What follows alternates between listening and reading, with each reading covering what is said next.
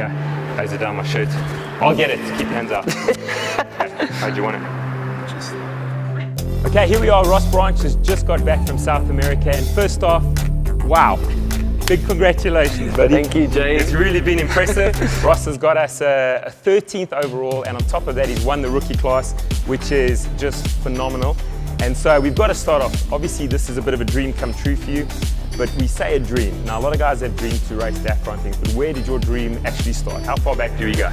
Well, you know, Jay, it started in '92 when my dad took me to watch the Paris-Le Cap. I went from Paris to Cape Town, and I got to see all of my heroes, you know, the people that I really look up to, and we sit on the side of the road for hours and just wait for the guys to come past. And from then I said to my dad, I said, oh, I want to do that race one day, you know, it would be really cool. And obviously my dad being an off-road rider said, no, you'd like really support it. So that's how it really started back in '92, and you know, a couple of years later, here we are. Sheesh, I think a little more than a couple of years, but certainly that's incredible. Okay, so here you are, you land in South America, you're at the start line of the Dakar Rally, there's crowds and stuff. What are you thinking? What is your strategy? Where are you at?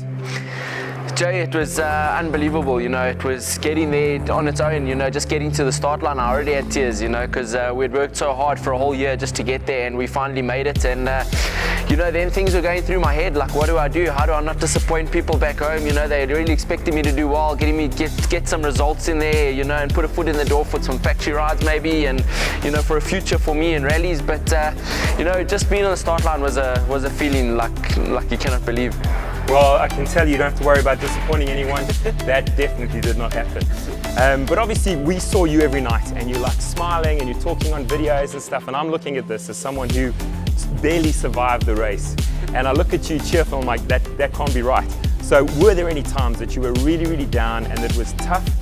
And then what was your coping mechanism when you hit those kind of times? Yeah, you know, Joey, the rally started off really badly for me. The first day I had a big problem with the ERTF stuff, and I missed a couple of it said I missed a couple of waypoints, so you know, I battled with that and trying to get to grips with the GPS and everything. And then the second day I had an engine problem. I lost the 6th gear, so we had to replace the engine. And then the third day I had a crash and I put a hole in the tank, so everything was going really, really badly for the first 3 days, you know. But I lost my mom a couple of years ago, and you know, one thing that a sign of her is a rainbow, and just before the rally I saw a rainbow every day, you know, so that kept me motivated and kept me happy, and just kept on reminding me that I'm there for fun as well as trying to go and give it my best shot, you know. So after those 3 days I sat myself down and just had a bit of a chat to myself, you know, the chats that you give yourself all the time, and you know, just told myself that I'm here for fun and I'm going to do the best I possibly can, go out there, ride the motorcycle the way I know how to, and then things started getting better from there on outwards. No, well, you certainly do know how to ride a motorcycle. But okay, so then you're going through the race. Now, obviously, there's the strategy. Now, looking from the outside, your first week strategy was a bit different to the second week strategy, or the second, you know, after the race day. Obviously, someone like you, you're playing this balancing act between finishing and between performing. How did you handle that, and what were your thoughts on that?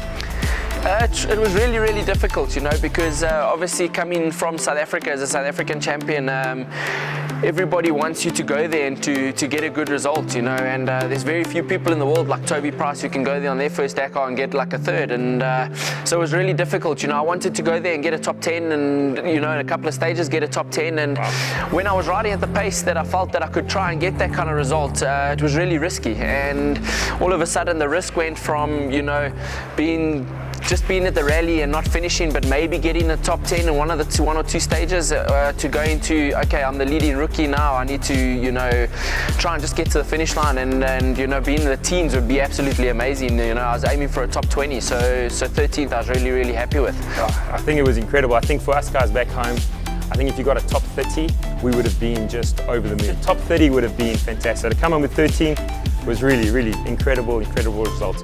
But as we know, KTM is used to really good results at Dakar. I mean, they've had 18 years in a row now of winning the race, which is just absolutely incredible. I think every year watching it myself, I'm like, surely not 1 year, not another one more, you know. But every year they somehow pull it off. And this year they took a clean sweep of the podium, which was incredible. First, second, third KTM, and you even topped that up by bringing us home that first rookie win, which is incredible.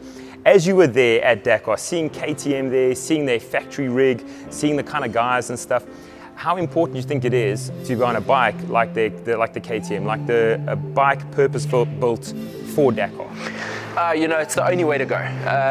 Just being there with the factory guys and everything, they're so friendly. It really is a family. Everyone says that KTM is a family, but the whole worldwide KTM is a really big family. I went there a couple of times to go and collect spares and everything, and they treat you like one of their own, and it's such a nice feeling going there and being a part of the family.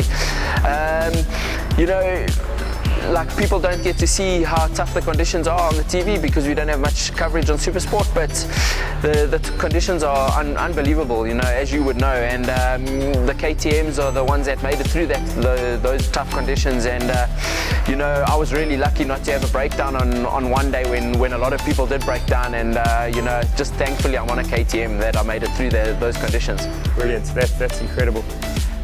So there you are.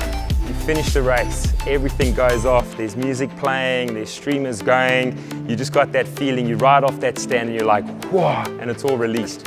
Now, you feel this thing in your mind. Now you look back on it and you have a look at that race, you look how you performed. We looked at those first few days where we saw you had those challenges. We also saw you holding back a little, finding your feet, and you're doing incredibly well. But in the back of our mind, we're like, no, we know this Kalahari Ferrari, give him a second. And suddenly, when it all started to click, then you just started climbing that ladder and climbing that ladder. And you climbed all the way to 13th. And we kind of got the feeling, hey man, if this race went a little longer, now you're feeling the pressure here, but obviously, you got to look to the future now, and you got to look at yourself in this race. Are we closing the chapter? Is it a tick in the box? Dakar done, put it on the shelf, hey, we'll always have that? Or are you looking at perhaps selling the house and looking at going back here? Definitely. It didn't even cross my mind. As soon as I crossed the finish line, I really wanted to carry on because I really felt stronger every day that I rode, and felt much better with the navigation, felt much better with the equipment that's on the bike. That's a big thing that I needed to learn, and hopefully I can do that. I'd love to go back next year and go for a result, not just to go and to finish, but it all depends on budget and finances. I don't think my wife Amy would be too happy if we had to sell the house to go over and do another one, but I'm definitely going to try and twist her arm for the next year. Well, good luck with that. That's a battle you're all on your own with. There's no pit crew to help you in that fight. But from our side, it's just incredible. Really watching you was just incredible. I think for anyone in Southern Africa, anyone who's a fan of the orange, it was just absolutely incredible. And so we wish you well in the future. And do you think there is any chance that we would see Ross Branch in the future adding to that total of 18? Thanks, Jay. How's that? This is the spot, you're on it. The Dakar started as a dream, and I managed to make that dream come true. So, well, not I, a whole team of us managed to make that dream come true. But, I'll keep on dreaming for that win, and, hopefully one day I can make that dream come true as well. Well, that would just be incredible, and from our side, we certainly believe it's in your future to have those kind of possibilities, and we will back you all the way.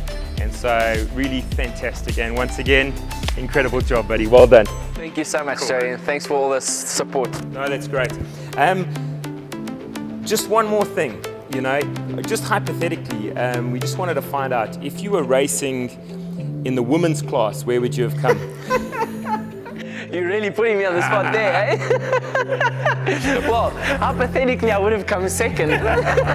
So I did better in the rookies, I think. Sorry, you really put me up for that one. Awesome, buddy. Good job, man.